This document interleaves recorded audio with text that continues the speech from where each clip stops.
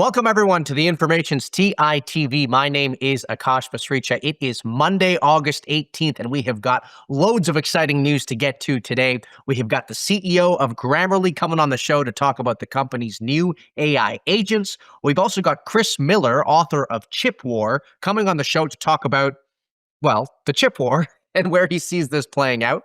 We're also going to get to Meta's fourth restructuring that its AI team is going through. That was a story that we published a few days ago, and we are going to get the latest on that from our Meta reporter. But I want to start with a story that we just published this morning about Walmart.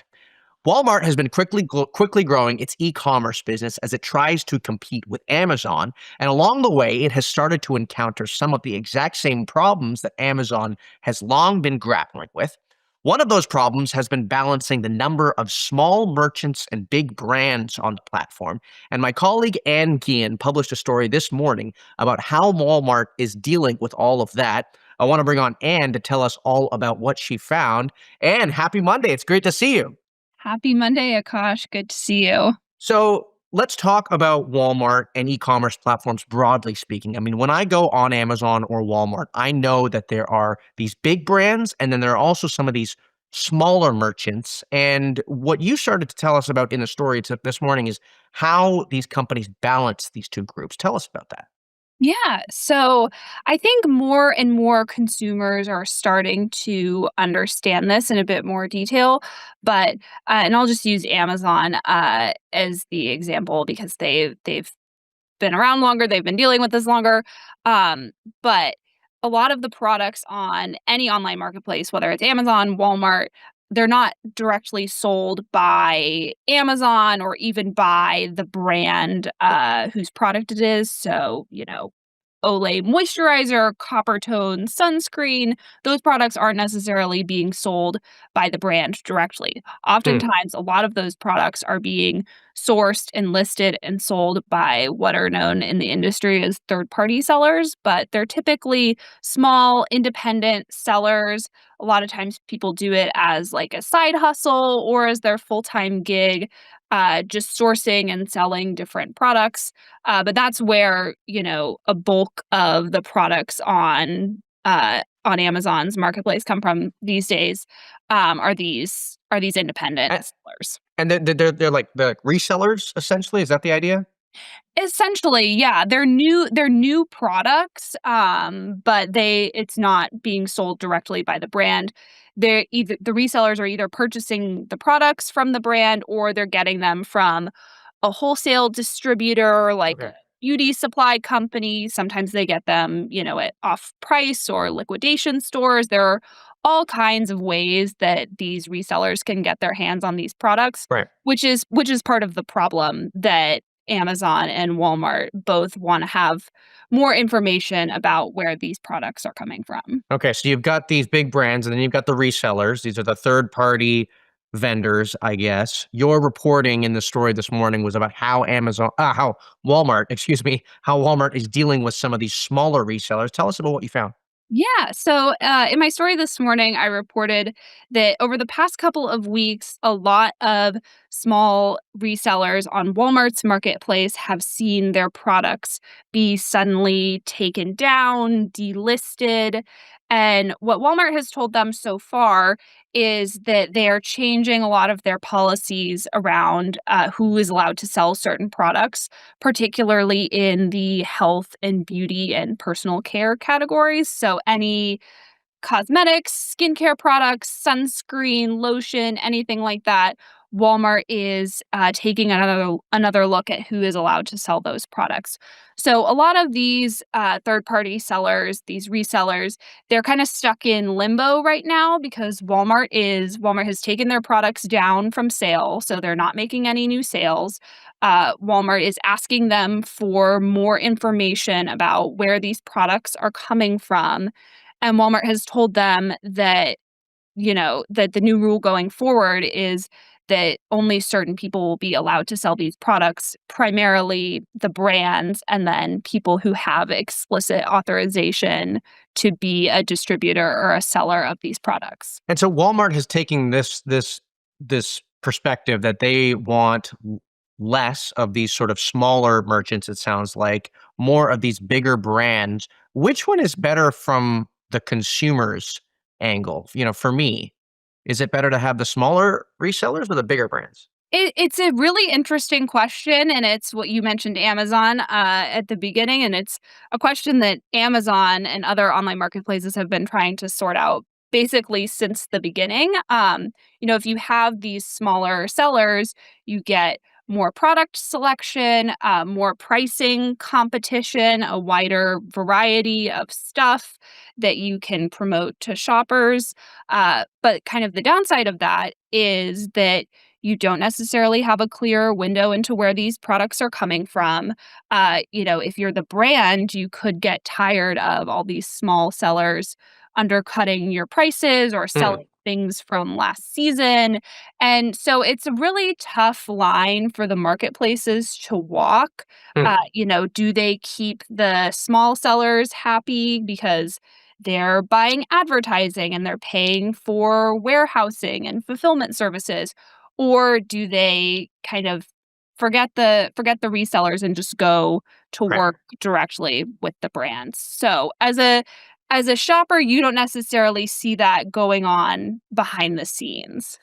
And what does this have to do with Walmart's goal to sort of catch up to Amazon? I mean, Walmart obviously it's a huge retail giant, right? It has this fast growing e-commerce business. I think you mentioned the e-commerce business right now is growing 11 times as fast as the overall business, if I have that number correctly. So it's trying to catch up to Amazon's e-commerce business. Is it doing a good job? Is it catching up? I mean, how does that competition look right now? Yeah, e-commerce is really important for Walmart right now. Obviously Walmart's a giant retailer, but e-commerce is still only about 20% of their overall sales. So there's lots of room for them to grow that part of their business, and they've been trying to do that pretty aggressively over the last couple of years. And obviously Amazon is kind of their key rival in e-commerce. But so the marketplace has been one way that Walmart has really been trying to grow its e-commerce sales and, especially get shoppers where you might not be going to a Walmart store, find a new way to bring those shoppers in and get them shopping at Walmart. So Walmart has been doing a lot over the last couple of years to grow the number of products on their marketplace, get new sellers signed up. They've tried to be a little bit more friendly and welcoming to the sellers over the last couple of years compared to Amazon. But so for this move is really, I think they're trying to emphasize the quality of the Right. products on their Right. site. And, this is something that Amazon has been dealing with for years. And so I think for Walmart being able to say, we're getting our products pretty much exclusively from brands, we know all our products that we're selling are legit, I think that gives them a lot of kind of Right. marketing firepower and potentially take a lot of shoppers from Amazon. Well, and it's a fascinating story. Thank you so much for coming on the show and telling us all about it. That is Ann Guillen, who covers e-commerce for The Information. Now, we all know about how active Meta has been in the AI talent wars, spending hundreds of $1 millions to poach star researchers. Of course, the next big challenge for the company is figuring out where to put all these people that they've hired, figuring out who will report to whom. Late last week, my colleague Callie Huang published some reporting about all the different variations that the company has been experimenting with to figure out what its AI org chart actually looks like. And I want to bring on Callie to tell us the current state of play. Callie, welcome to TITV. It's great to have you back. Thanks for having me. So tell us about what you found. What's going on in the land of org chart land for Meta's AI team? Yeah, so on Friday, I reported that Meta's new AI organization, Meta Superintelligence Labs, is planning to split its self into four groups. The first is a lab called TBD Labs, to be determined. Creative name. Um, and then there's a group focused on products like its Meta AI assistant. There's going to be a group focused on infrastructure, and then there is going to be FAIR, which is Meta's fundamental AI research lab. And Okay. that lab works on longer term AI research. So really this is Meta's new AI leaders, Alexander Wang and Nat Friedman, starting to take some of their first big steps as the co-leads of Meta Superintelligence Labs. They've come in after a particularly turbulent period for the company. And so Alexander Wang and Nat Friedman, they are sitting at the top of these four groups. Is that the way it is? Yeah, exactly. Okay. This is not the first time that Meta has reorganized itself in its AI team. No, it's not. It's actually the fourth restructuring in the Okay. last 6 months. Wow. Okay. So really, people are trying to figure out who their boss is. Yeah, I've talked to people who said I have been here for 3, 4 months. I've had the same number of bosses in that amount of time. And so, how does this rearrangement now affect the company's overall AI strategy? So How does it actually, sorry, backtrack. How did it sort of represent the new AI strategy? yeah, so I mean, the company has had a pretty challenging last couple of months with AI, and in particular with its work on its flagship model, Llama. And so Meta CEO Mark Zuckerberg has gone to great lengths to kind of turn that ship around. He Meta agreed to spend $14.3 billion in June to invest in scale AI, which Alexander Wang previously led. Um, and then struck a similar deal with Nat Friedman and Daniel Gross, the former CEO of Safe Superintelligence, to partially buy out their venture fund and bring them on board. Um, so this is really, you know, those new leaders kind of starting to figure out what they want. Mhm. Previously, they'd brought in all of the AI efforts under Alexander Wang. Right. And now they are sort of starting to sort out where things might be duplicated, et cetera.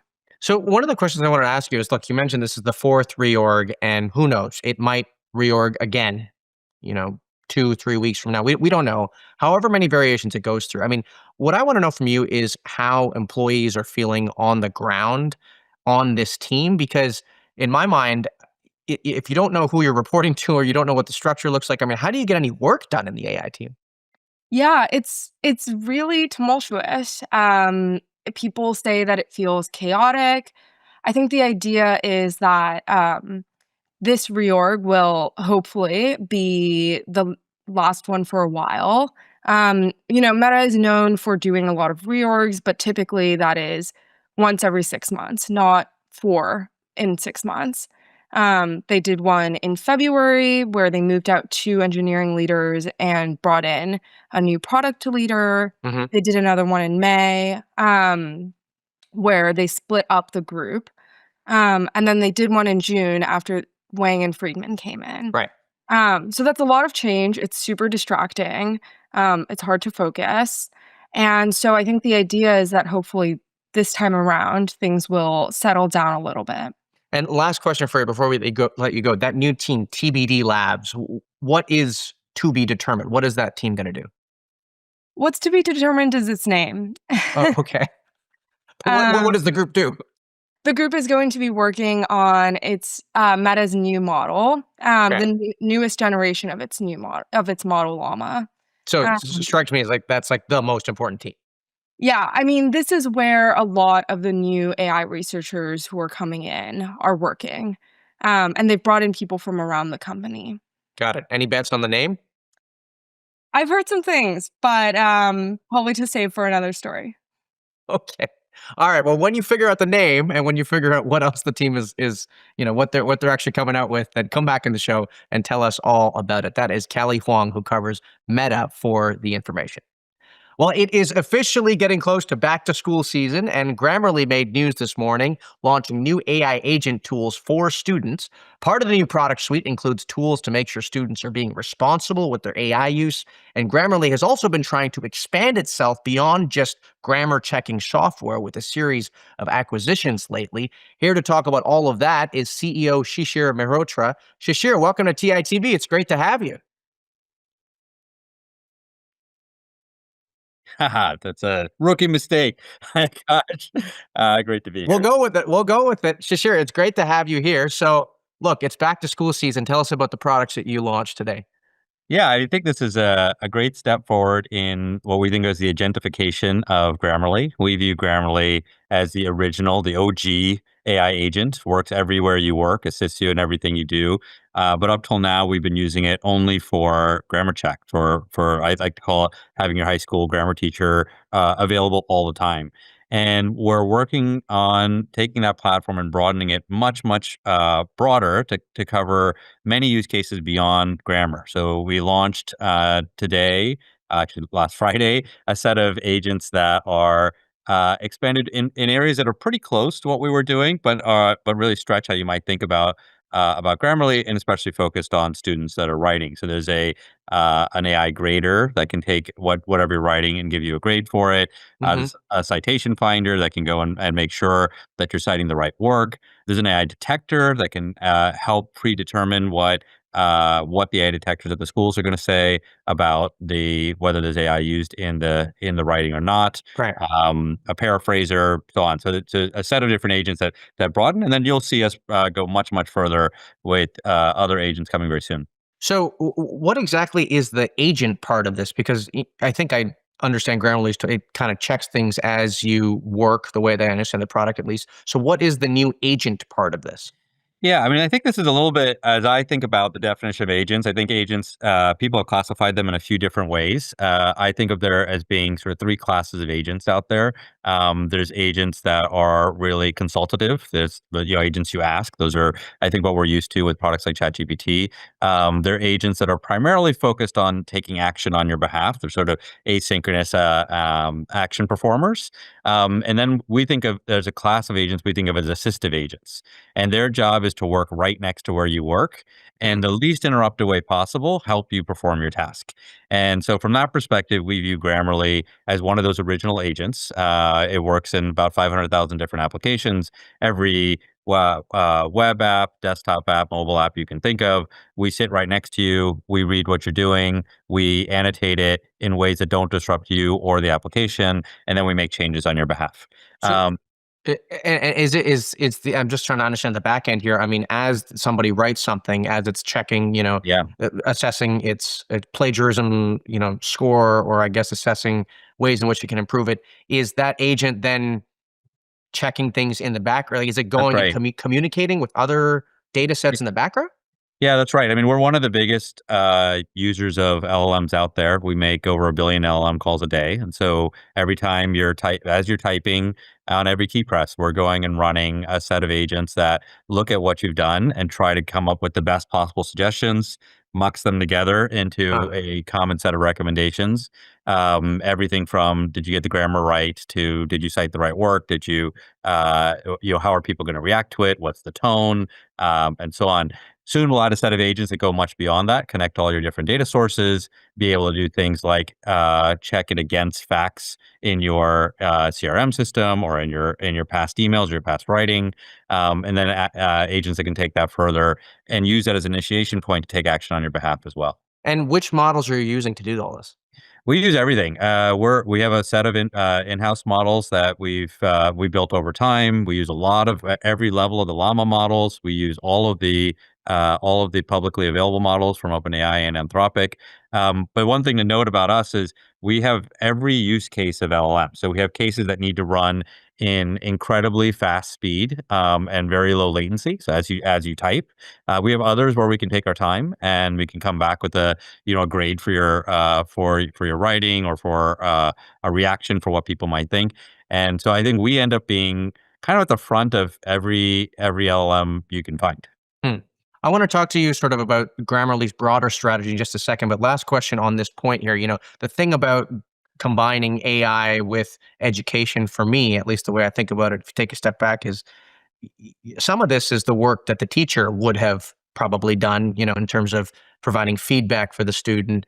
And then on the other hand, some of this is the work that the student would have done insofar as doing some of the thinking with respect to what goes into the writing. And so I guess if you have a software like Grammarly that is doing some of the work of the teacher, some of the work of the student. Where do you think education is going here 3, 4, 5 years from now? How is it going to change? Aren't you just doing their jobs?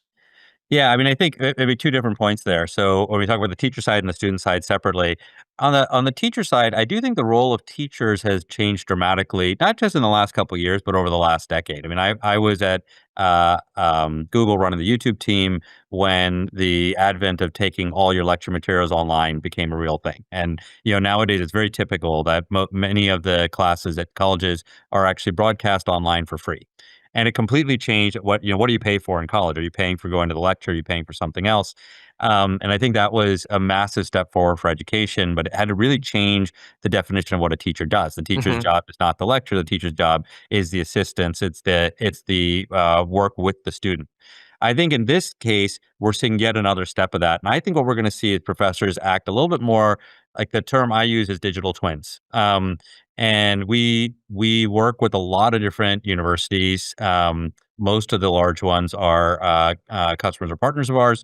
And I think what we hear from them regularly is that while in some senses what's happening with AI is scary, it's also a huge opportunity to bring a teacher directly into your experience. So today you can think of Grammarly as your high school grammar teacher sitting right next to you, Right. and it's very effective. It really not only does it help you do your work, it helps you learn. You learn all the patterns as you go. Now imagine instead of today you have a class, you get an assignment. 3 weeks later, you submit the assignment, you get back feedback. What if that happened every minute? What if as you were working, it wasn't just your grammar teacher, it was your history Right. teacher, your chemistry teacher, so on, working right alongside you? Um, I think on the other side, on students, I think that since technology started, even with calculators, we've always had a dynamic of there are tools that help students in a way that could be used to circumvent learning. And it's very important to take a balanced approach. Like I think just because we have calculators doesn't mean we don't teach kids arithmetic. And some cases you'll take a test and say, no calculators allowed. And other times you'll say, actually in the real world, you have a calculator. And so it's pretty important for you to learn what it's like with a calculator too. And I think it's the same thing we're seeing with AI for students is that there are cases where schools are adjusting to say, we want you to be able to learn and work without these tools, but also they're leaning into, in the real world, you really need to be able to use these tools well. So these are cases where we want you to use them actually even more and learn how you can apply them in your work. So you kind of see this as the way that when I was going through high school and stuff like that, there are open book tests, there are passage analysis tests, there are Exactly. tests where you have a calculator, or you don't have a calculator. So you see the future of education being we will have a class for writing and creative writing, for example, but then we will have a class where we're not actually focused on the writing, it's focused on the history, for example, or putting Or, I mean, even in the case of writing, I mean, learning how to write with AI is its own challenge. And I think we'll have the same writing class. We'll have a mode that is, we want you to start from scratch. Please don't ask for any help. Let's see what you do. How well do you know your technique? How well can you handle grammar and so on? But the other case of you can use anything you like. Now it's really about the ideas. What are you really writing? And I think like the calculator, it doesn't remove. It actually just up levels what you can Mhm. accomplish now. And I think we're gonna see both patterns of and in the same class. I think. Right. Well, great. So sure, we don't have time to get to the broader strategy, but that is all the more reason that you're going to come back to the show and you're going to talk to us about Grammarly's approach to really broaden the product suite because you just did the Superhuman acquisition. I know you came from Coda as well, and so Good. you're going to come back on the show and we're going to have a broader discussion about that because that is a very fascinating part of this story. That is Shishir Mehrotra, the CEO of Grammarly. They introduced new AI agent tools for writing today. Okay, for our final guest, chips and semiconductors have been perhaps the biggest roller coaster of the AI boom with supply chain crunches, geopolitical tensions, and now new entrants coming in to try to capture market share left, right, and center. Few people know this world better than our next guest, who wrote a book on this exact subject even before the world started paying attention to any of this. Joining me now is Chris Miller, author of Chip Wars. Chris, it's great to have you here. Thanks for having me. So look, we're going to talk about chips, but very quickly, we just had the CEO of Grammarly on. He's saying the kids are going to start writing with AI agents and stuff like that. Are you for or against that? Very quickly. I'm for, so long as we're not forgetting how to write in our own as well. I think the calculator analogy is a great one, and we're just beginning to apply it to writing. Right. Have you used any AI tools with your own writing at all, with your book writing endeavors? I use it all the time for research, less for writing myself. Great, great. Okay. Well, let's put that aside. Let's go back to the fundamentals of the business. Let's talk about chips.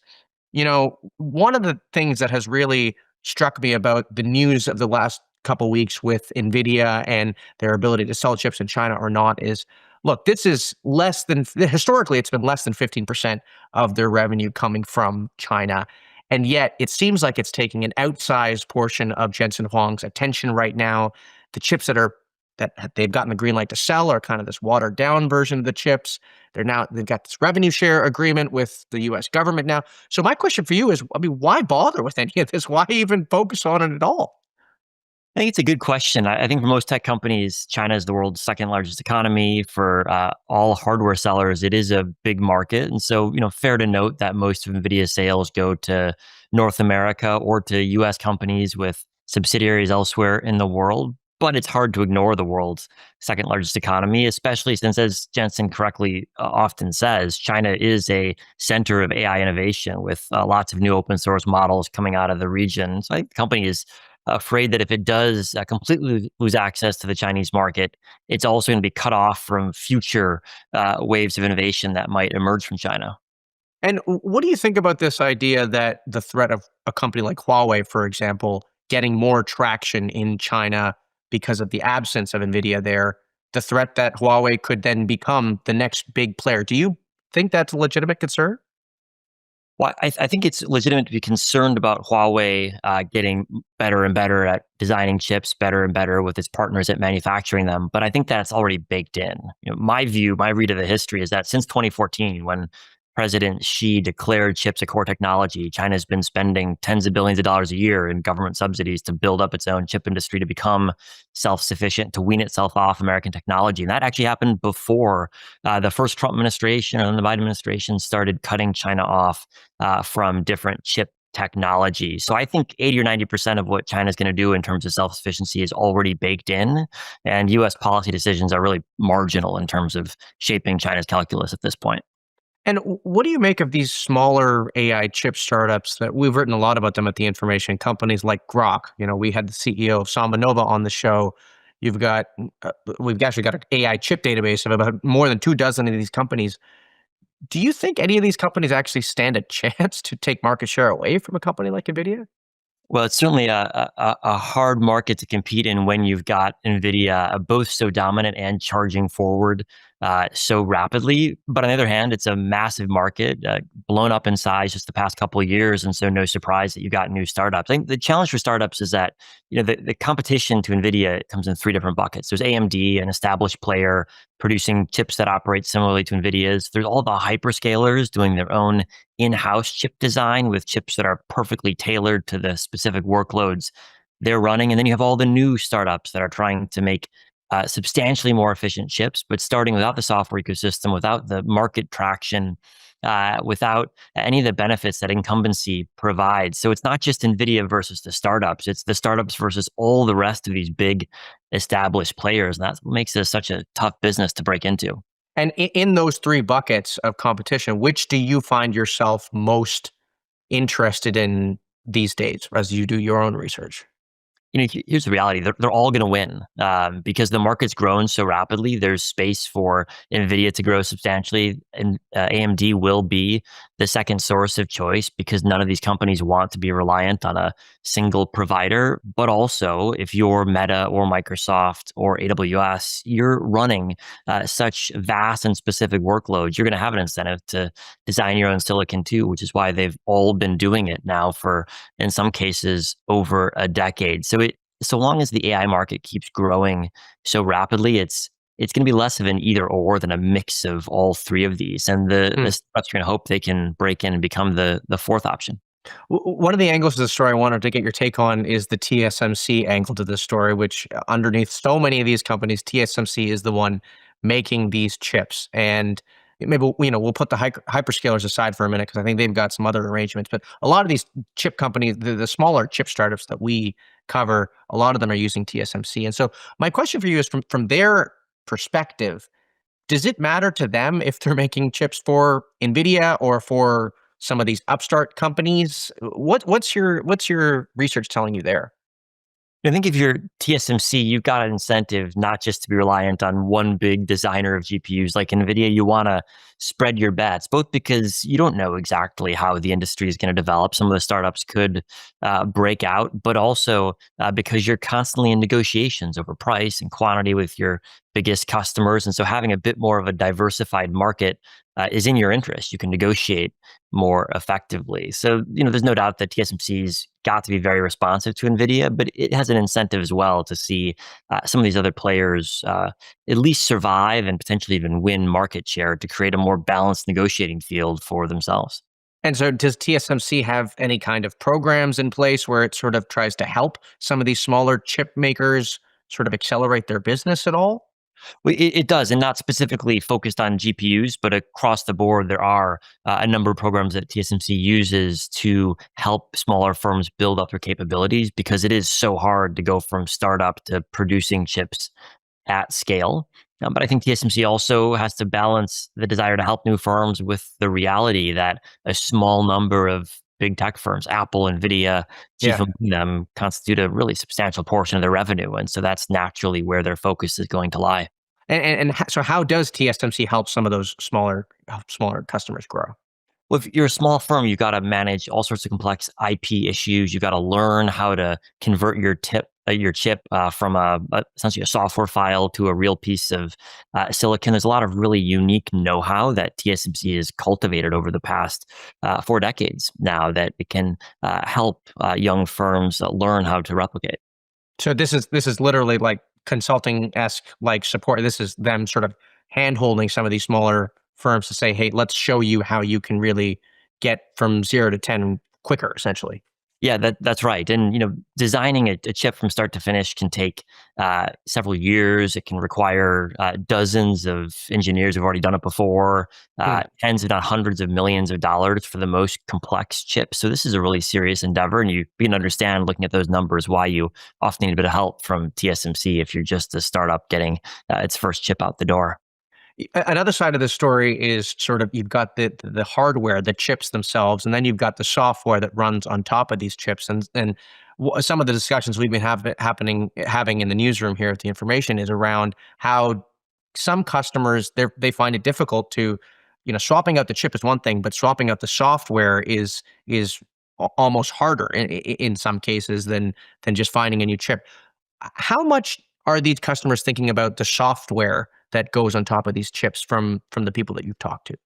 Yeah, it's hugely important. And as you say, the switching costs are about both hardware and software. And just as the chips are getting better themselves every year, the software ecosystem around them is getting filled out and enabling new capabilities. And that's one of NVIDIA's core advantages, that the bigger the AI ecosystem becomes, the more people you have essentially investing in NVIDIA's software ecosystem, building out all sorts of different libraries and capabilities that NVIDIA doesn't charge for, but it makes NVIDIA's moat even stronger because if you do use a different chip, you've got to deal with a different software ecosystem. I think this is a core advantage that NVIDIA has both vis-a-vis competitors in the US, but also vis-a-vis Huawei in China, where we've heard a lot about Chinese firms using Huawei's chips, saying the specs look pretty good, but then once you actually try to implement something with these chips, the software ecosystem is so wonky that it's hard to actually get something to work. Whereas NVIDIA's got the best in class in the industry, and that really is a source of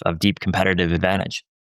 Last question before we let you go. You've been covering chips now for longer than most of us have, given that you've written a book on the topic.